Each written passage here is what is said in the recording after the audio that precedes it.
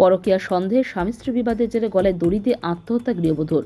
স্বামীর সন্দেহ পরকীয়ায় জড়িয়েছে স্ত্রী, আর এই সন্দেহে ভিন রাজ্যে থাকা স্বামীর সঙ্গে ফোন মারফত বিবাদের স্ত্রীর। শেষমেশ এই অপবাদ সহ্য করতে না পেরে গলায় দড়ি দিয়ে আত্মহত্যা করে গৃহবধূ। মৃত গৃহবধূর নাম রুম্পা ঘোষ মণ্ডল, বয়স 21। মৃত গৃহবধূর বাপের বাড়ি মানিকচকের চৌকি গৌরীপুরে। জানা গেছে, গত 4 বছর আগে প্রেম করে মানিকচকের ছোট ধরমপুরের যুবক অরূপ মণ্ডলের সঙ্গে বিয়ে হয় রুম্পার। তাদের একটি 2.5 বছরের পুত্র সন্তান আছে। বর্তমানে মৃত গৃহবধূর স্বামী অরূপ মণ্ডল সুদূর আসামে পরিযায়ী শ্রমিক হিসেবে কর্মরত।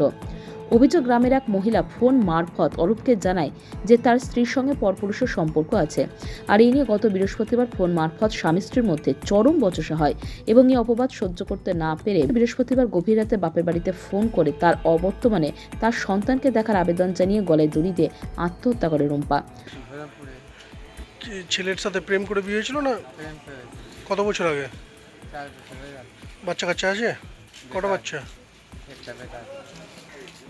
শুনছি একটা মহিলা ওটা গ্রামে আসবে আইসিটি চাকরি করছে। আচ্ছা। ওই বউয়ের কাছে ফোন করে বলেছে অন্য ছেলের সাথে ধারাপড়ি করেছে, বিচার করেছে, মিথ্যা কথা বলেছে। এবার স্বামী ছিল।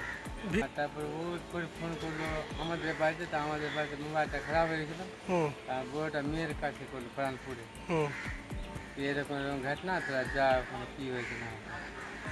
তা আমরা বললাম কী হয়েছে একে ফোন করছি, ফোনই তুলছে না। মেয়েটা লাস্টে বলছে, মানে ফোনে একটার দিকে বলছে, দিদি আমার ছেলেটা থাকলো, দেখি আমার ছেলেটাকে কাছে রাখো।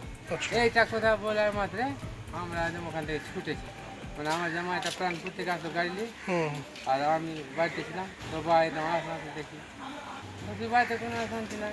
কেস করবো। কার বিরুদ্ধে? ওরা যারা নিয়ে গেছিল, যে মিথ্যা কথা বলেছে বোরকে, বোরে ওখানে কোনো কথা বলেছে তবে না মরেছে, বলেছে যে কোনো কথা বলেছে, না বললে মরে। সবাই বললে মিথ্যা, বোর যদি ঠিক থাকবে মরতো। Bureau news Bangla Times.